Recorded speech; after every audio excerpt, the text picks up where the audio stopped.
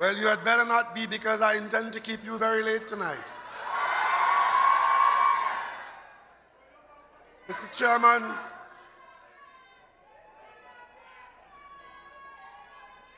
Chairman, my cabinet colleague, the Minister of Works and Transport, Senator Rohan Sinanan, my other cabinet colleague, the Minister of Agriculture and Lands, Senator Clarence Rambarat, and of course, my former colleague in the campaign, Mr. Leonard Ratan Singh, a former PNM candidate from Couva South, in the days when we were out in the wilderness battling back from the opposition, and of course, the two lovely, hard-working, experienced councillors from CHAGUANAS, our ladies, Janelle Jo Ryan and Lisa Holder. From the CHAGUANAS Borough Corporation, young people doing a wonderful job. And I want to acknowledge all those other candidates who have been presented here tonight as PNM standard bearers as we go into the home stretch for this local government election. I want to thank my colleagues for carrying the campaign for the last week when I was absent. And I want to thank those who on the platform and those of you who came out to give them that support and that energy to take the PNM's message into San Fernando and into Barataria. Where were you? San Fernando and where? I missed. Barataria? Okay. Temporarily missing in Barataria was. But tonight here in CHAGUANAS, thank you very much for coming, and I want to acknowledge the many tens of thousands of you at home who are following our programs on the television, on the radio, and on social media. Ladies and gentlemen, I have been ignoring those on the other side because we have so much to do and so much to report to you and so much to say to you that it takes up all our time. And we believe that once we tell you what is happening with your country, that is our campaign. Our story is a good story. This country's story is a good story. But you know, last night, there was a UNC meeting. Last night? Yeah, Monday night. For rum. And coming out of that meeting, I think the people of this country should be very concerned. Because when the leader of the opposition, facing a serious national problem that threatens everybody in Trinidad and Tobago, and her response to that is, who the hell cares? And I tell you that because that is the attitude of the UNC. And I want you to keep that phrase in your mind, because I'm going to come back to some details a little later on in a few minutes. And I want you to understand that a slogan like that, coming from somebody who is leading a political party that is presenting candidates to go into office, and says to the people of the country, in the face of these difficulties, who the hell cares? And she said that in response to the disquiet in this country that was triggered by this book. I don't know how many of you saw this book, but you would have seen Minister Stuart Young, our Minister of National Security, having a press conference last week because this book was published a few days ago.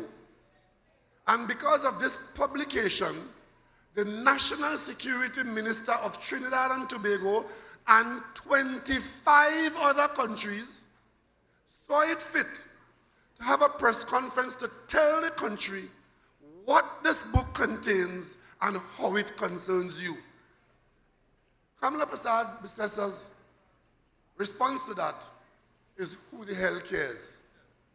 But I noticed that last night, every single one of their spokespersons try to dismiss the importance.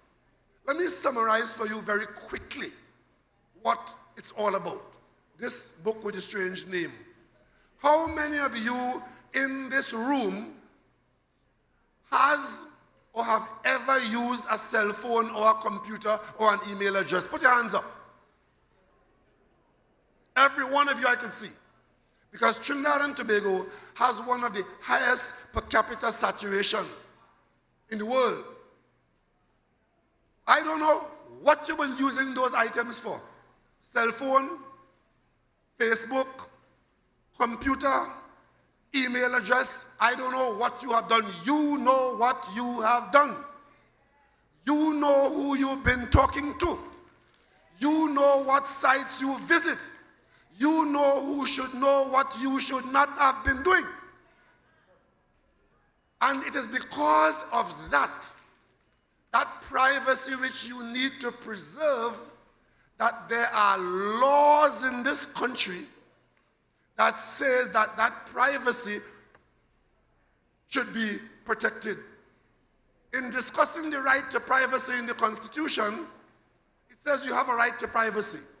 But in managing the country's affairs, from time to time, you are allowed under the Constitution to make little adjustments on that right while acknowledging the fundamental right. And our Attorney General has been saying on one occasion that there is no automatic right to total privacy. From time to time, we have to breach it to protect you yourself. In 2010, come back with me to 2010. In November 2010, when Mrs. Kamla Persad-Bissessar became the Prime Minister of this country, she came to the Parliament and piloted a bill called the Interception of Communications Bill. And she went to the philosopher Sophocles to give you a discourse on privacy and to belabor Patrick Manning and the SSA for having, as she said, spied on a few hundred people who were under surveillance by the SSA, people in the media, people in politics, people and so on, so without a shred of evidence. She gave a thesis, and I invite you, the media and the country, to go back to November 2010 and see what Kamla Persad-Bissessar had to say about privacy. But then, after that, foreigners, a foreign company or a group of foreign companies have been given access to all your data in real time. And that is why it was so important for the National Security Minister to come to you and tell you what was said in this book by a whistleblower. You know who a whistleblower is?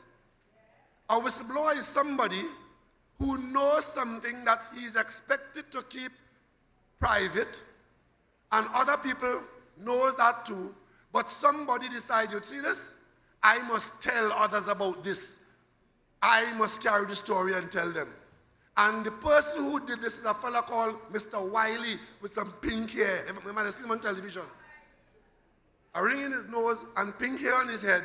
He is the whistleblower who told, not Trinidad and Tobago, he told the world what those companies were doing with respect to penetration of people's privacy. The data from your cell phone, from your sites, from your addresses. But you know, we in Trinidad and Tobago, we were getting the blowback, but we didn't know where the breeze was coming from.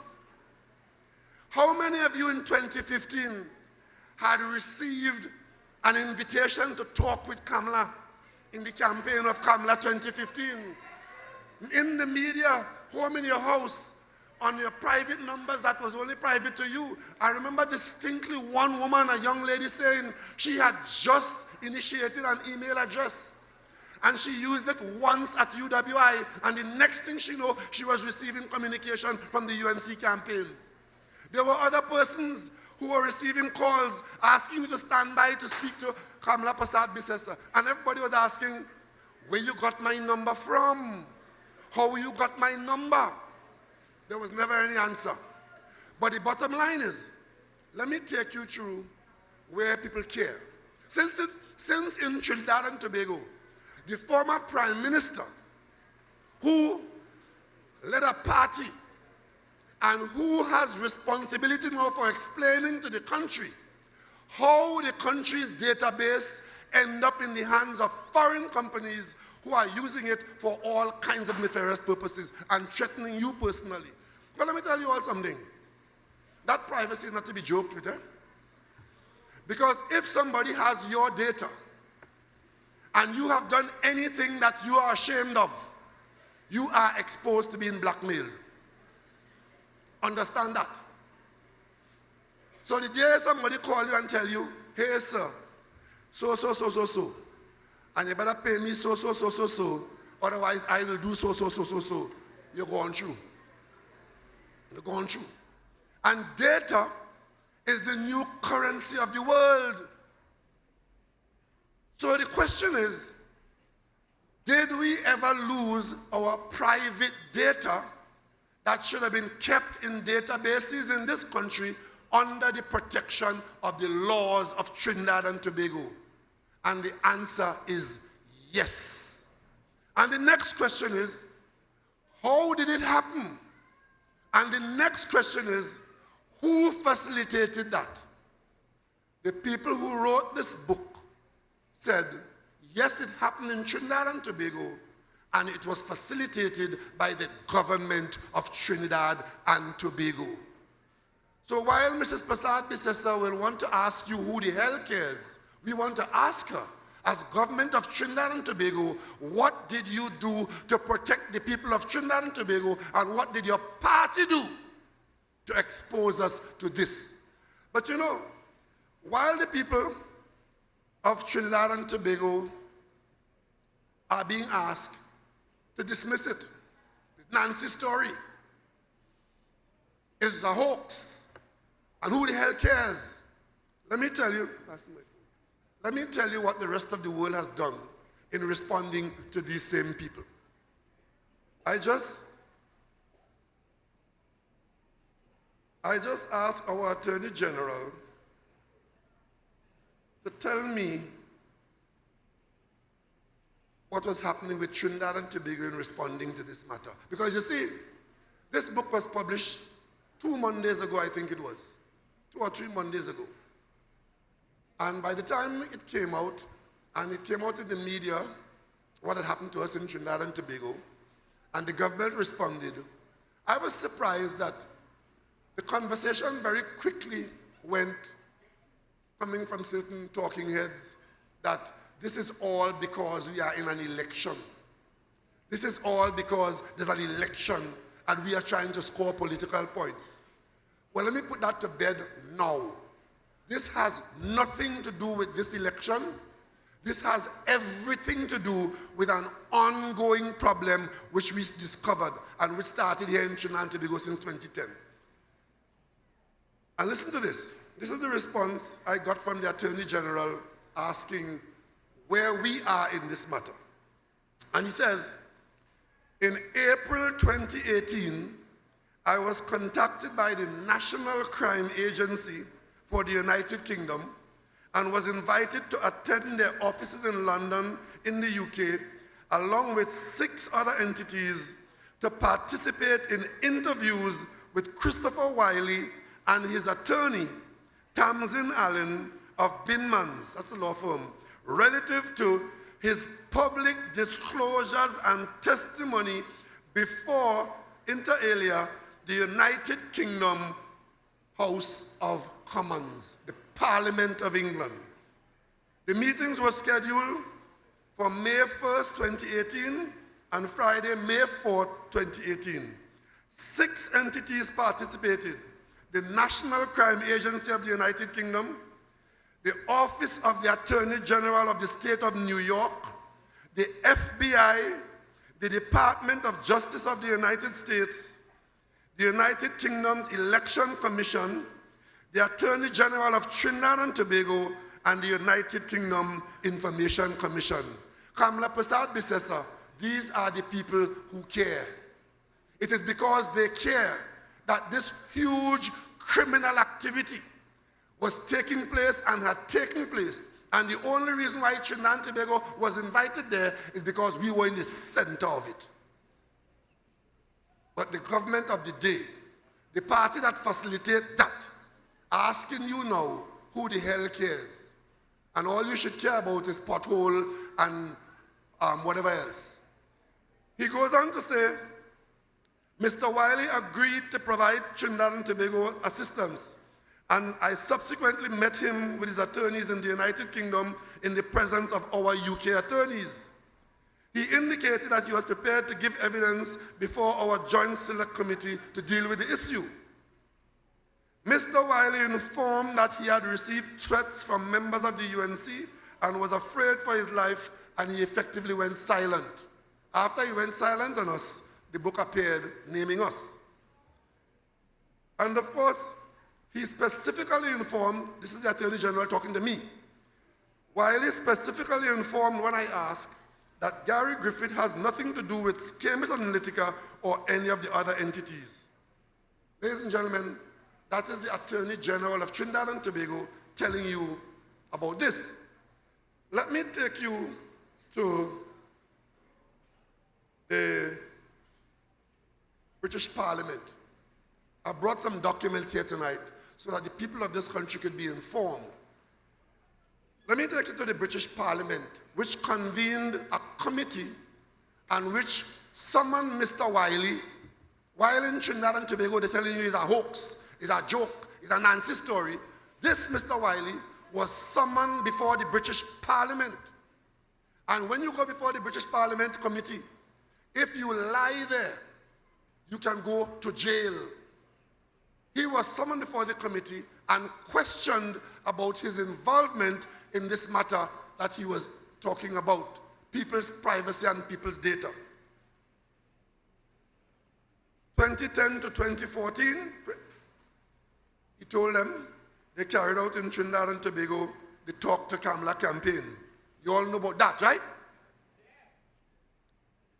And he said that it involves politicking with illegal actions that will haunt us for generations. September 2017, and I'm giving you these dates so you can know that this issue has nothing to do with the election this year or the election this month. And why we are talking about it now is because the government knew about it, but we have not been parading with this politically. We have been dealing with it as a criminal matter, under criminal investigation quietly and seeking to get the evidence. So September 2017 in the UK, September 15, the United Kingdom House of Commons conducted an inquiry into disinformation and fake news. And the inquiry centered on 3 companies. And I want you to remember the names of these 3 companies. One is Strategic Communications Laboratories called SCL, another one called Aggregate IQ called AIQ, and a third called Cambridge Analytica. And what were the allegations? The allegations are that the UNC-led government illegally obtained personal information on citizens of Trinidad and Tobago and passed such information and data to those companies who then used them without authorization to create personality profiles for the purpose of targeting people with tailored information in order to influence their electoral behavior. And of course,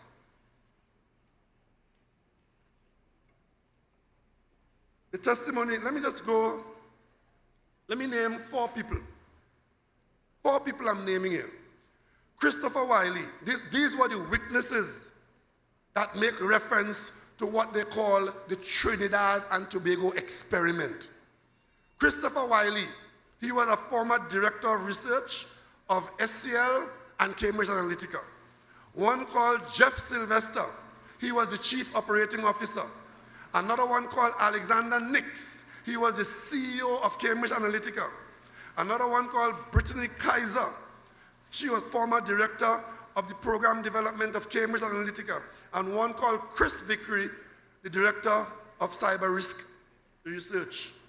And I give you those names because I want to tell you what those people said to the British Parliament about what they did in Trinidad. Christopher Wiley, he talks about being part of a project that was to go out and find a way of accessing raw internet service provider data for the entire country to monitor what people were browsing in that country.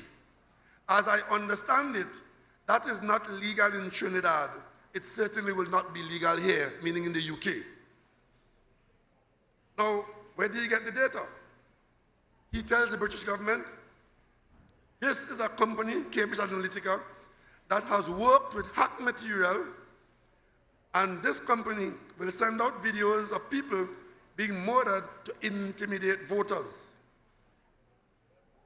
Now, Mr. Wiley's testimony goes on. A British MP, a certain Mr. Paul Farrelly, asked Mr. Wiley, can you say a few words about what work you were aware that the company did in Trinidad and Tobago?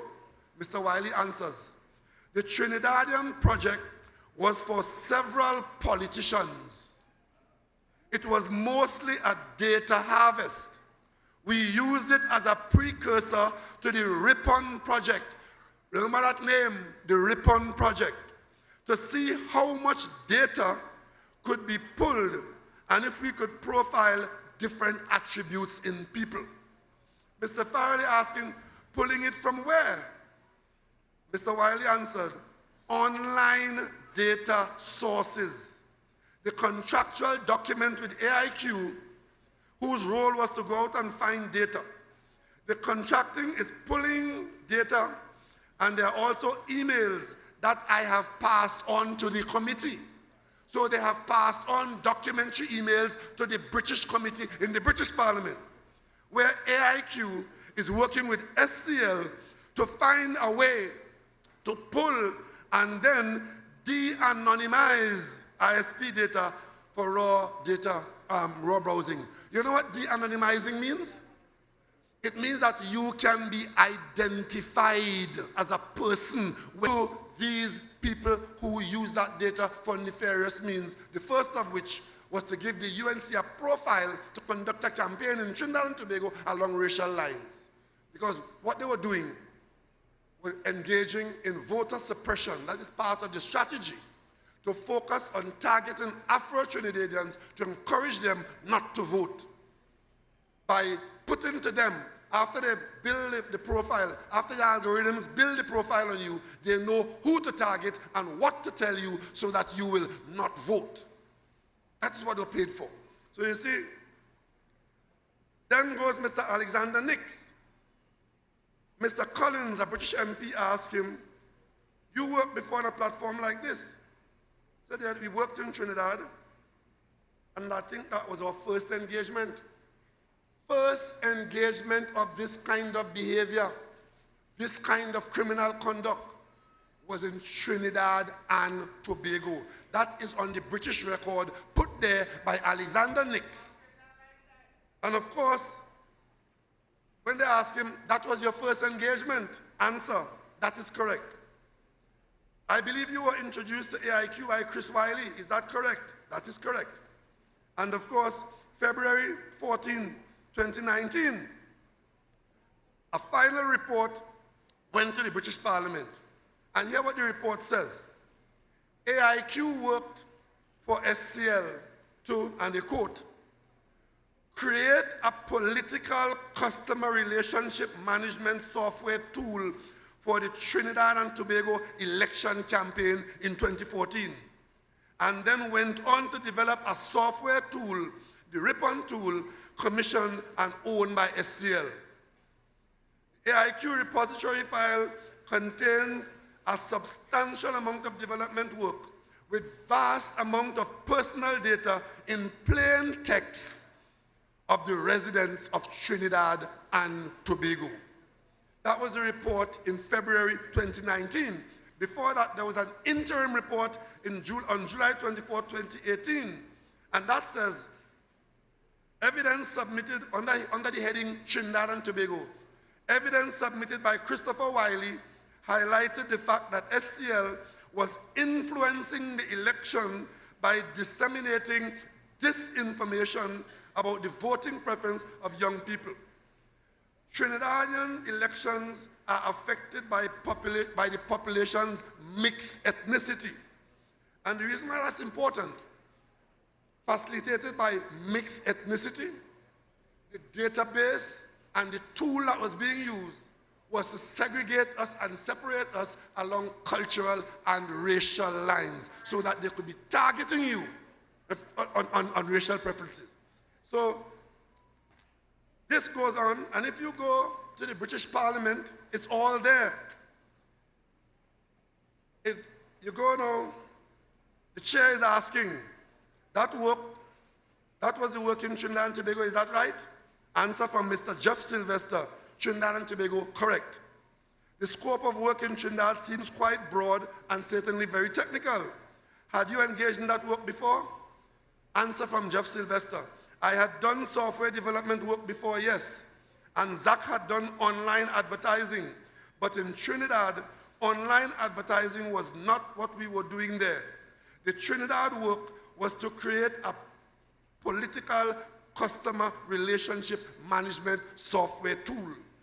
That was the bulk of the work. And of course,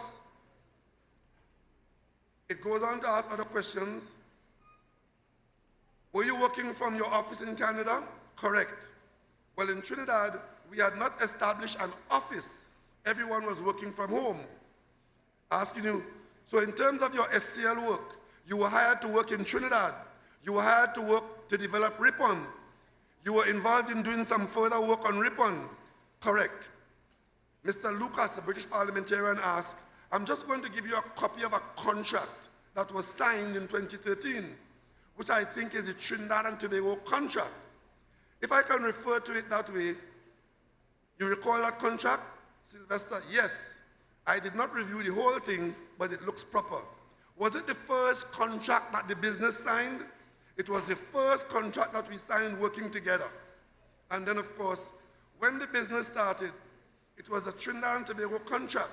Did you involve going to Trinidad and Tobago? Did that involve you going to Trinidad and Tobago? Answer. After it was finished, we had a contractor go down to train the political party on the software that we built, but I never went down there. Hear that? They came to Trinidad to train the political party, but Kamala Persad-Bissessar and the UNC mouthpieces are telling us that that never happened.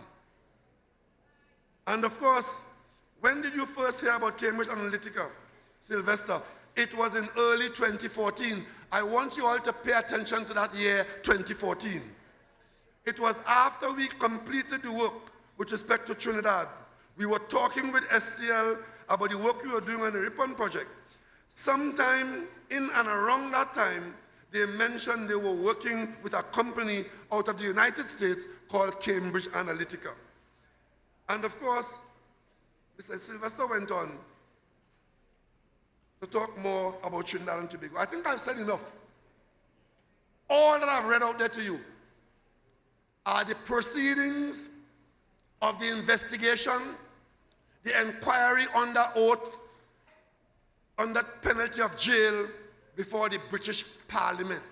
You go on the British Parliament website, find the appropriate website, and you'll find all of this there.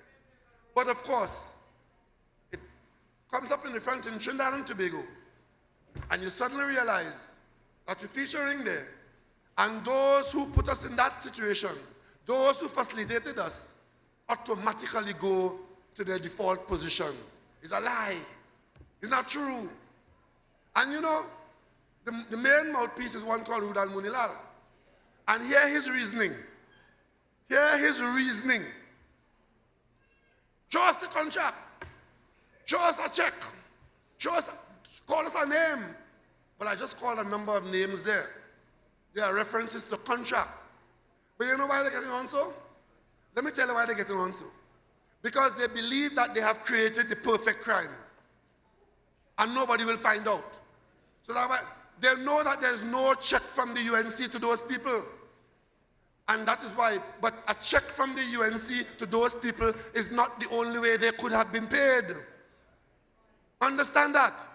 And it's because they know what they have done, why they're so strident telling you, show us a contract, show us a check. So all these people who go before the British Parliament, go there to lie on Trinidad and Tobago. And of course, they went before the American Parliament as well. Because here I have written statement to the United States Senate Committee on the Judiciary in the matter of Cambridge Analytica and other related issues. Opening remarks, chairmen and senators. Let me just quote from a couple of the opening remarks.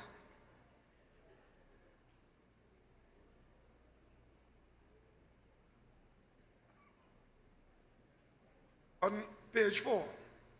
And this is Mr. Wiley, who wrote this book, who I just quoted from in the British Parliament with his colleagues. By taking advantage of countries with still developing civic institutions, the firm was a corrupting force in the world and became the face of what colonialism looked like in the 21st century. And of course, a name is mentioned in here, a fellow called Kogan, Dr. Kogan. He had authorization from the company to spend $1 million US. And of course, you know who Kogan is? Kogan was the brain who developed the algorithm that will use your data to create a profile on you, to be able to target you with whatever they want to target you with. When Kogan took this job from SCL, he got paid. You know who he got paid? He didn't get paid in cash. He got paid by them giving him the database of Trinidad and Tobago. So this Russian, who works out of St. Petersburg University in Russia, has the database, according to the documents, of all the people of Trinidad and Tobago. And of course, when Munilal asked if there's a contract, yes, Muni, there's a contract.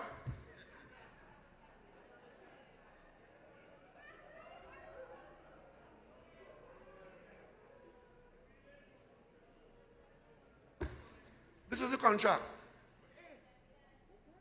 GS Data and Technology Subscription Agreement between, and in this contract, you will find copious reference to Trinidad and Tobago, and you will see it signed by Alexander Nix, who was the CEO of Cambridge Analytica, and also by Kogan. So this is the deal that Nix made with Kogan. And of course, we were not the only people involved, but the joke about it is that we didn't work too much. In there, the data they stole on Americans, remember America's a big country, eh? They stole approximately 80 million people's data. And in this contract, they were going to get paid 50 cents US per head for the data. 50 cents per head. So everybody who got the data stolen is worth 50 US cents in this contract. And guess what? You know when you go to buy fish sometimes, the fish vendor will give you a slice to give you your weight, and there might be 2 slices, and then you just cut a piece of head or a piece of tail and throw it on. Well, in this contract, where the United States population is worth 50 cents per head, the Trinidad and Tobago 1 million database was thrown in as lanyard. Thanks to the UNC and all of them who are telling you who the hell cares, that is where we end up. And we now, in 2019, must dismiss the fact that our privacy and our data, whether you are a 16-year-old female or male or a businessman or even the state, our data is in the hands of foreigners to be used for God alone knows what. And it wasn't even paid for, it was given free, gratis, and for nothing. Others are worth 50 cents. This is the contract here. And all about Trinidad and Tobago. And you know how we featured in it? When they started out on it, they needed to prove the technology.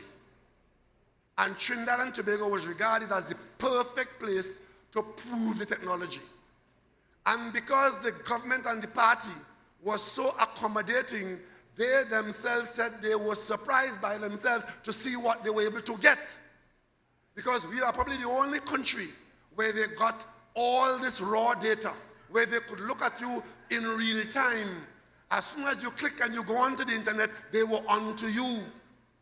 And they could identify you personally. And then they went and they sold that. And that is how the UNC could have been contacting you on your private secret telephone number throughout the election, trying to canvass you and having selected you for a certain kind of treatment during the election campaign. That's how it was. And now that it has come out, what they should do first and foremost is to accept responsibility for what they have done. But no, not that. They are disowning the minutes of their own meeting, the meeting of June of their own strategy committee, chaired by Rodney Charles. Khadija Amin is saying the meeting never happened. Rodney Charles knows nothing about it. But two other people, one of them who is listed there said, I am not talking, I'm going to talk to my lawyer, because he knows that this has legal implications. Another one say, when they say let's do it, I tell them, only be careful, this thing might be illegal. But Khadija is telling you it never happened, and Kamala is asking you who the hell cares. Understand? And Munlal is asking you, since there is nobody, no check, no, it hasn't been paid for. But let me tell Munilal how it was paid for. I want to take you down to the Chaganamas Development Authority. The Chaganamas Development Authority on the 22nd of October 2014, that same year again, on the 22nd of October 2014, the Internal Tenders Committee of the Chaganamas Development Authority approved a payment for Ross Advertising for $250,000. Ross Advertising is the advertising firm that did all the UNC PR. That is the one who, the infamous money that you're supposed to get at age 60, that you didn't get, and it says Ross who make the mistake, that company. Approved payment of $250,000, October 22nd. By October 30th, the board ratified a payment. Ratify means it happened already, so you're coming for approval now. Another payment of $449,000. And of course, by the end of September, the money flowing so easy, it got to $901,000. And that was the last time any proper approval was seen for Ross and the monies in CDA. Those payments went on in that few weeks to $1.something million, $1.784 million in a few weeks. An approval that started out at $250,000 in a few weeks jumped and got to almost $2 million. But it was so sweet that without board approval, whoever was running the CDA entered into contractual arrangement with Ross for $6 million more. And by the time we came in, all of this is towards the end of 2014 into 2015. By the time we won the election and came in, Ross was good at the CDA for $13 million. Cast your mind back. The first approval was for $250,000. And you know what Ross does? Ross advertises $13 million to advertise Chaganamas. Now, Kamala asks, who the hell cares? I will ask, what the hell was Chaganamas advertising to cost you $13 million? But Ross got access to $13 million in Chaganamas at the CDA. It ended up costing people their jobs, and it ended up bankrupting the CDA. I'll tell you about that just now. But let me tell you how much is $13 million. The salary of a prime minister is a little above the average person in this country. As Prime Minister, I pay $15,000 a month in taxes. So at the end of the year, after I pay that $15,000 every month, at the end of the year, I would have paid $180,000 in taxes. It will take me 33 years of payment like that just to get to supply that money to Ross. You get it? When you hand taxpayers' money to people like that by a decision being made, just hand them millions, pretending that you're getting something for it. What did the CDA get for $13 million to Ross? And you, the taxpayer who paying it, if it will take me at $15,000 a month, that length of time to pay into the treasury, that kind of money to pay that bill, you understand the kind of wood taxpayer taking in this country? You understand? And that is a joke as compared to what happened at the NGC. Let me take you to a report that I have from the NGC. This report is called Examination of NGC Financial Records Relating to Suspicious Transactions 2010 to 2015. You remember, cast your mind back. You remember coming up to 2015, this mysterious thing used to appear on TV and ad asking you, what is happiness? And we couldn't figure out, what is this? Who is paying money to ask, what is happiness?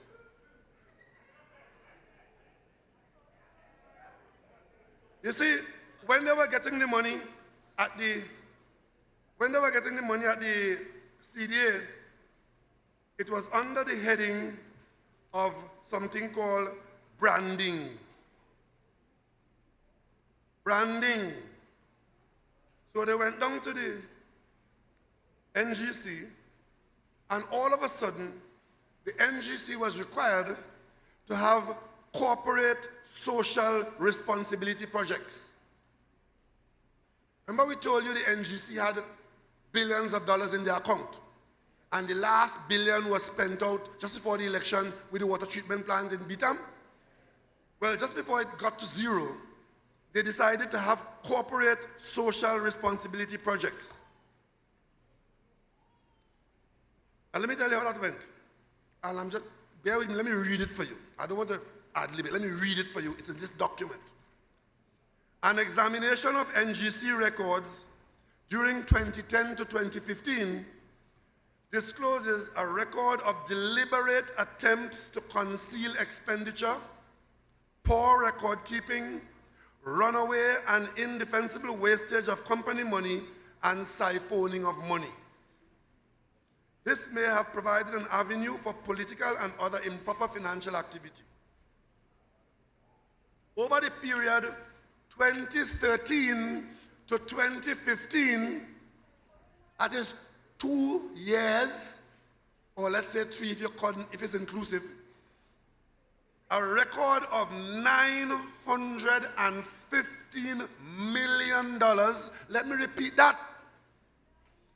During the period 2013 to 2015, a record of $915 million was spent on 46 corporate social responsibility projects relating to roadworks and recreational facilities totaling $422 million, and also in advertising and branding a further $493 million. So they spent $422 million on playgrounds and roads, and in advertising and branding another $493 million. And that is why Kamla Prasad Bisesa could have the bold-faced gall to come and ask you last night, who the hell cares? Well, Kamala, we care because you take $950 million from NGC for branding and advertising. And you know who was in the middle of the advertising there? The same Ross Advertising from CHAGUANAS Development Agency. And of course, there was a particular company, the one that painted off the name of the equipment when they were building Kamala House. They got 52% of that money.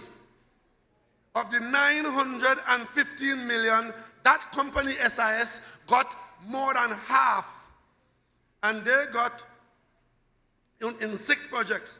And if you go through the document, you will see the scams that they were using. When they tender, 5 companies will tender. But the 5 companies, the directors are the same. Same directors. And the companies have the same address. But they pretend to be competing against each other. And as they tender, somebody in NGC determines who gets the job. The management of the NGC, who are professional people, in one situation where they try to award $200 and something million, $274 million of contracts in that way, the management said, no, we're not doing it because it does not meet our tendering rules. You know what they did? They took the package of $274 million with the same fraudulent tendering arrangements, carried from NGC to another state company, PSAEL, and got that company to award the contracts as they had intended to do at NGC. Of course, the documentation is faulty, the arrangement is fraudulent, the government changed, we come into office, and you would have heard last week, one of the contractors won a case in the court to get millions of dollars in claims because the company could not defend or would not defend itself because there's no documentation to defend against a claim from the boldface contractor. I can tell you the people of Trinidad and Tobago know that model is alive and well. There are tens of contracts all over in a number of state enterprises where taxpayers are exposed to legal liabilities, but in the company, like at the CDA, there is no defense, there's no documentation, and you are going to end up in the court, and if you can't defend yourself, taxpayers have to pay all these millions to all these people, thanks to Kamala Prasad-Bissessa and the UNC. And then she has the gall to ask you after, who the hell cares? Now, under communication and branding, there was an overall increase. Here it is, NGC, one company selling gas abroad, branding the company and communicating. In 2013, they spent $57 million doing that. In 2015, they spent $236 million under the same heading. Now listen, under this government, $15 million. Down from 236 million to 15. So you understand why this country has to have a PNM government? You understand why we had to have a PNM government? Ladies and gentlemen, services under this category of advertising and branding, Ross Advertising got $31 million. So is it CHAGUANAS, is NGC, and then Moonlal want to tell you, unless you see a contract between the UNC and them companies that was digging out the iron, thieving with data, that is a joke. Because he thinks it's all a joke. Done the last $1 billion, done in the Beaton water treatment plant, the value of work done there estimated at $54 million US.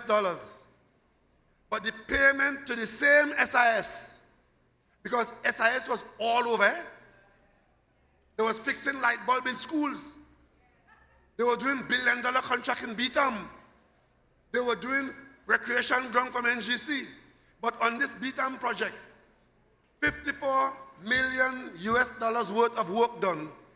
But the payment to SIS was 121 million US dollars. You understand why SIS had to leave the country the day after the government change? And while they leave the country with a pocket full of our money, Kamla Prasad Biswas are asking you, who the hell cares? And let me tell you how it went. Let me tell you how bold-faced these people were. This same community social responsibility work, under 2013, NGC spent zero. Zero was spent under that heading. In 2014, under upgrade of recreational facilities, and I could tell you that was all done in a handful of UNC constituencies. They moved from zero in 2013 to 108 million in 2014, and of course, 59 million for a total of 168 million on roads and recreation facilities. No, that was only upgrading of playing fields.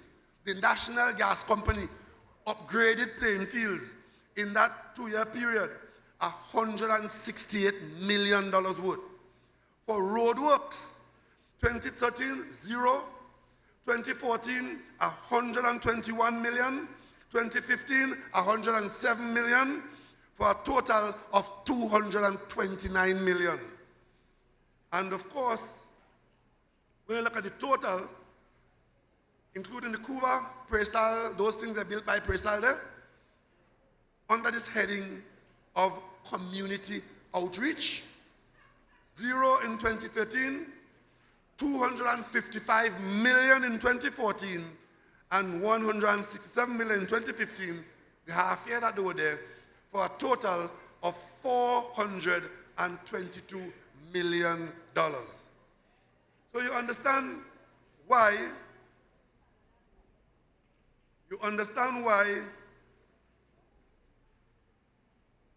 but let me take you to page 12. Total expenditure for communication, advertising, and branding, December 2010 to 2018. 2010, 21 million. 2011, 21 million, 20 million. 2012, 37 million. 2013, 57 million. 2014, 120 million. 2015, 236 million. And of course, you change the government, and it dropped to 30 million in 2016, 15 million in 2017, and 19 million in 2018. And that company would have spent on those trivial headings $500 million. $557 million. Communication, advertising, and branding. And the government that oversaw that facilitated that, going on platform every night, and last night asking you, who the hell cares? Ladies and gentlemen, all this documentation and the other pile that I have at home, I will send it to the Office of the Attorney General to pass it for criminal investigation at the Office of the Commissioner of Police.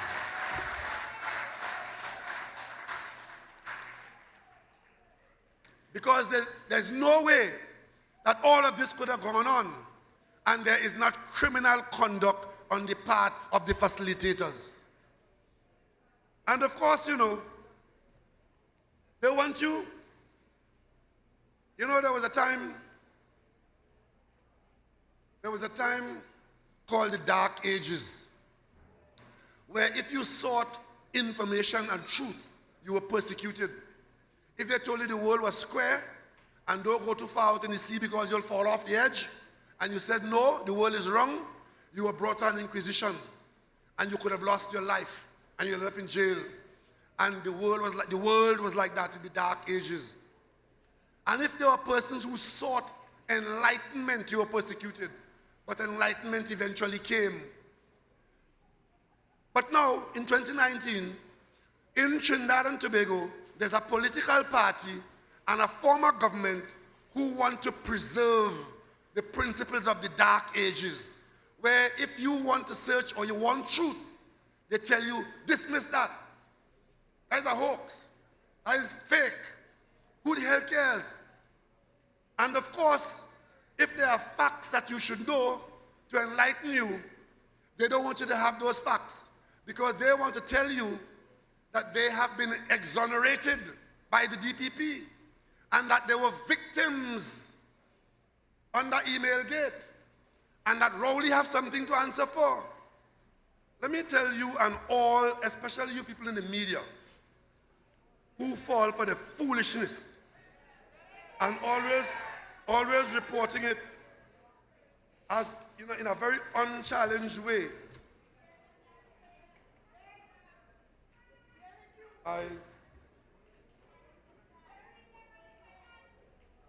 I brought here tonight, I brought a copy, I thought I brought a copy of the, oh yes, I have the copy, I have it.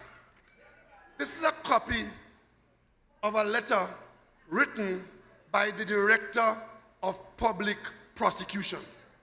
Last night's meeting, everybody, like they programmed, like Cambridge Analytica programmed them, everybody exonerating the UNC from email gate and saying that this scandal of Cambridge Analytica is another email gate, as though we have satisfied ourselves that email gate was something wrong and they hurt, and this is another one, so just dismiss that too. What was it? Email gate, they call it? How many of you remember the Kamala Prasad Bisesa and Bapararat heading to the police headquarters with their computer, which they never left with the police? The Trinidad and Tobago police never had access to the items. And then they brought down an American, put him in Federation Park, and they all carry their computers there to be cleaned. Okay? Let me tell you what the DPP, after a long period of investigation, concluded. This is what the position on email gate is, not what the UNC telling you. The DPP wrote on the 5th of July, 2019, the purported emails involved, inter alia, the intimidation of members of the print media. Now let me stop here for a moment. The DPP speaks about the emails referring to the intimidation of members of the media. You all remember what happened in The Guardian about the same time? Good. But you hear the UNC saying, Rowley say that the Prime Minister wanted to kill a journalist. That was ever said? The DPP is talking about intimidation of members of the media. Them up that to say, I say that the Prime Minister was going to kill a journalist. That is to make it so ridiculous that you wouldn't take it seriously. But the DPP saw what was there and says, intimidation of members of the print media. And then it goes on to say, spying on the office of the Director of Public Prosecution. You recall in the public domain it being put that special branch confirmed that there was spying on the office of the DPP? And of course, attempting to remove the Director of Public Prosecution from office. Well, of course, there are those who can speak to that. This would clearly be evidence of misconduct in public office on the part of government officials mentioned above. So in other words, if any of that happened, the DP is saying it would be evidence of misconduct. But let me ask you in this room, did any of that happen? You see, when you go down to the bottom of the page, it says, on the 20th of June 2013, the said investigator wrote to Google asking that the relevant accounts for the period September 2012 be preserved by Google. It cannot be overemphasized that the request for preservation of the relevant data was sent approximately 9 months after the date in which the purported emails were apparently generated. It also cannot be denied that this factor had the potential to affect the outcome of the investigation. By correspondence dated 16 July 2013, Google Inc. indicated that information regarding the subject accounts could not be provided to the police investigators in the absence of legal process.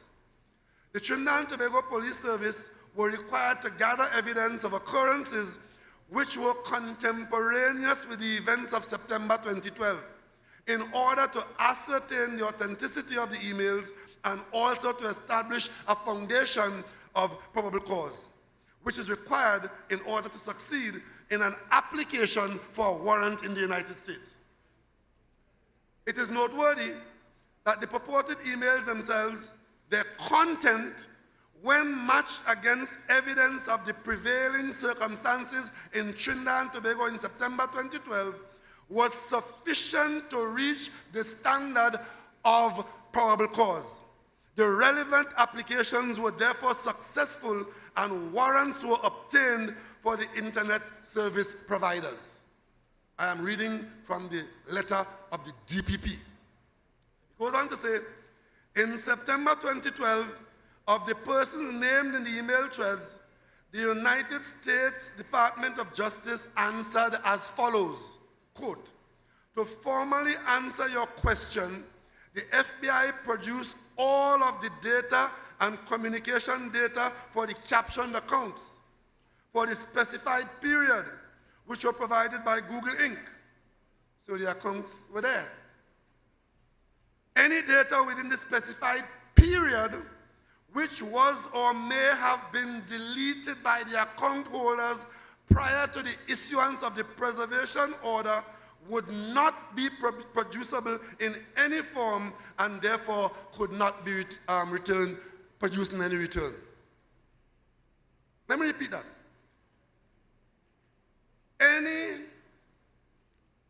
It says, any data within the specified period which was or may have been deleted by the account holders prior to the issuance of a preservation order would not be producible in any form and therefore not be included in any return. The U.S. Department of Justice also indicated in relation to Google Inc. as follows. According to our records, Trinidad and Tobago issued a preservation request on June 20th, 2013. It is possible or likely that the data that you seek for the period in 2012 may no longer exist due to the account holder's possible deletion of the data to the preservation prior to the preservation of the order.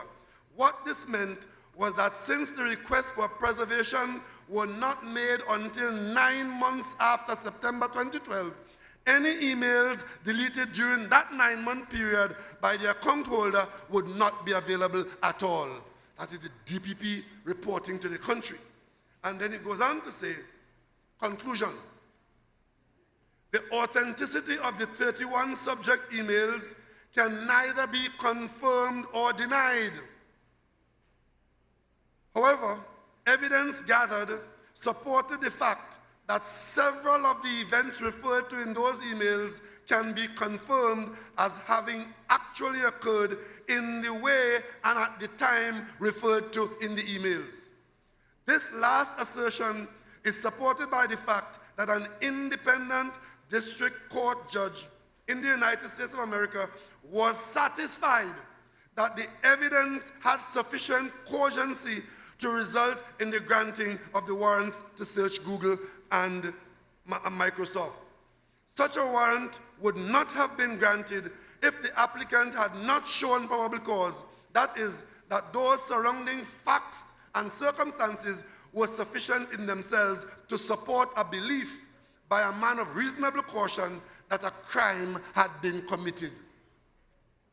And it is signed by Joan Honoré Paul, Deputy Director of Public Prosecution. That was the end of Emailgate. somewhere in all of that, the UNC find exoneration. They have been exonerated. How is a good question. I'm telling you now, since they have been exonerated and Emailgate was a hoax, then this Cambridge Analytica damage and scandal is also a hoax. And Kamala Prasad is on platform telling you, this is another Emailgate. Well, that might be the only truthful thing she has ever said for that night. The only truthful thing. Because Emailgate, I want to remind you all, in case you all forget, and those of you in the media who has swallowed the foolishness, Volney was a member of the cabinet.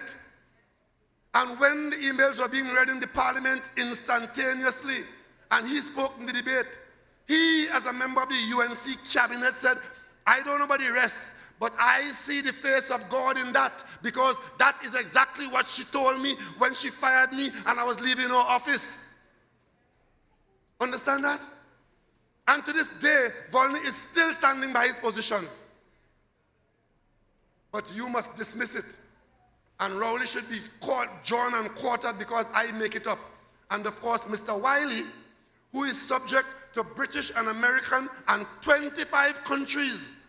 The reason why Wiley refused to come here to talk to our parliamentary committee, where this matter is under parliamentary investigation on a parliamentary committee chaired by MP Fitzgerald Hines. Wiley said he was threatened. And of course, admitting that he committed these crimes in Trinidad, he decided he's not coming here. Because the day he set foot here, he can be subject to arrest for the crimes that he have admitted to. And while that is so, you have Munilal telling Wiley, call here, making a joke of it, call Griffith, call Gary, call Gary. Because as far as they're concerned, it's all a joke. It's all a joke. But let me remind you all, the same way they're bleating, how can they think we can do that? Let me remind you, the people of Trinidad and Tobago, that it was the UNC that made arrangements with people, got this government in an election, went into the parliament, changed the law, duped the opposition, duped the country, duped the independents, and changed the law to create Section 34. We marched in our thousands up to the President's house to say that this government had abused our parliament to allow criminals to escape the courthouse. The same UNC. It is the UNC that election week took out the clause of a contract in the OS contract on the highway to Point Fortin. The clause that said that if the contractor was bankrupt, the government could call the bonds and secure the money of Trinidad and Tobago. The contractor was bankrupt before the elections. The UNC did absolutely nothing to call the contract and recover the money. And when they saw that they were going to lose the election week, they took out the clause from the contract to allow the contractor to go away with the bonds and deprive you of the value of the bonds. The value of those bonds, I remind you, $921 million TT dollars. It took this government to go to courts around the world to fight and to win it back, to bring back to you, the people of Trinidad and Tobago, $921 million that the UNC attempted to give away. And then she has the unmitigated gall to go on a platform to ask you, who the hell cares? Well, Kamala, we care. We care. And as long as there's a PNM at Balize House and in Trinidad and Tobago, we care, and the people of Trinidad and Tobago will be cared for. I want to remind you that the lead up to the 2015 election, when all the polls were showing that they were losing, they were publicly claiming victory, running a campaign called Kamala 2015 with a dotishness. They came to the parliament and they attempted to amend the law to change how seats were going to be collected. They attempted to change the law, called parliament in August, and attempted to change the law from first past the post to something called a runoff. You all remember that? It's the same UNC. It's the only political party, the only government that attempted to do that, to legislate so that when they lose, they win. You all seem to forget. Or let us forget easy. Eh? It's the same UNC. It's the same UNC. who put $6 million into something called live sport and quietly and secretly put $400 million in there and funded criminality from Carapo to Carnage, from Enterprise to Point 14, and today we are still feeling that. And an election in the country, because they think they have you in the dark ages and you wouldn't find out and you wouldn't know. An election is taking place in Trinidad now. They're putting up candidates, they're campaigning and asking you, the same victims, to vote for the candidate so they can get back into office to do two things. They want two things. One, to protect themselves from the law, and two, to thief and waste their money again. But I say to you, I don't go to church too often, but I don't forget the church teaching. Before you can, before you can get the benefit of salvation, you have to repent. You have to repent. You can't want to hold on to the sin and get the benefits of salvation. The UNC must tell us what they did to this country's database. They must tell us that meeting that they had where they have named people who are now disowning their own minutes. They must tell us that all these foreigners in their companies are mad people and they just decide to figure, but of course they just told you your database doesn't matter. In this age of 2019, where your very life is on your phone, where the technology allows you to expose yourself and be most vulnerable, the UNC is telling you it doesn't matter. Tonight, on behalf of every citizen of Trinidad and Tobago, I demand that the UNC tell us what they have done to this country.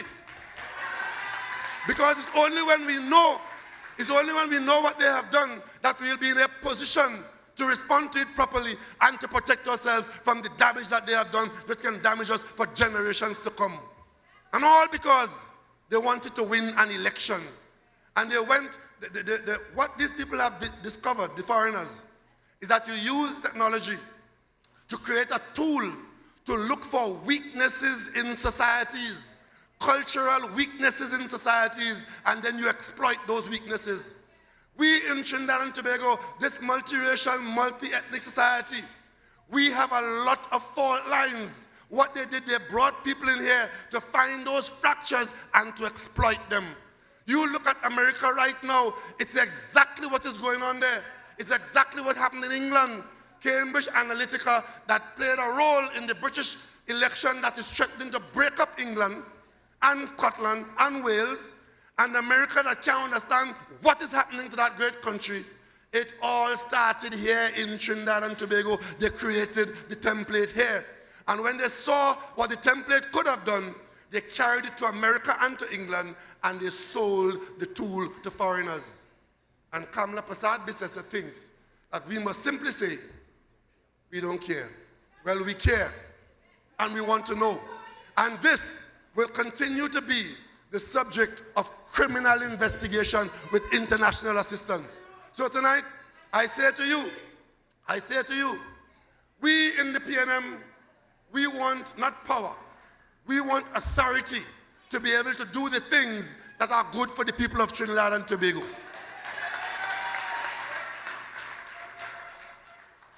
But as we have demonstrated time and time again in local and general election, when you don't give us authority, we still maintain our commitment to the people of Trinidad and Tobago. We are not so hungry for power and authority that we will so damage and disgrace and expose the people of Trinidad and Tobago to try and win an election. They didn't care. They didn't care what happens to you. They still don't care what happened to you. And they are lying to you so that you could just accept what they have done and they could continue to do it again. This must never happen again in Trinidad and Tobago, and to do that, we are going to have to pass the relevant laws. We are going to have to do the relevant investigation. It's like pulling teeth. At least Mr. Wiley came out and said what he did. The other three names I called went before the British Parliament and admitted in testimony what they did. But in Trinidad and Tobago, we only facing lies, lies, lies, lies, lies. That's what we're facing. And one of the things we have to do, I'm talking to the Attorney General. You see those parliamentary committees? We have to look and see whether we have what it takes to make it mandatory that if you are required to appear before a parliamentary committee to conduct any investigation, that you must come. And when you come, if you give testimony that is turned out to be a lie, that then you must face the penalty, which would involve jail. You must not be able to come to the parliament in giving testimony and lie. It's the only way we can conduct proper investigations in cases like this to get to the bottom of this. We are in 2019. As Mr. Wiley says, our institutions are weak and we have been exposed and we have been abused. Now we know we will fix it because we have the PNM, we are getting the job done. We are getting the job done. So tonight, I want to thank CHAGUANAS for being with us. And I'm looking forward to election night, December 2nd, where for the first time in a long time, Central Trinidad, in and around CHAGUANAS, all our candidates will come home bringing victory for the people's national movement. And finally, I want to say one thing. All those who believe that this and the issues I raise here are about elections, they would be alive and well after December 2nd, because we do not see a sell-by date in Trinidad and Tobago. We are in this for the long haul. We are in this for the people. And it is time that the people of Trinidad and Tobago stand up for themselves when they are so abused. We need the PNM. We're glad to have the PNM.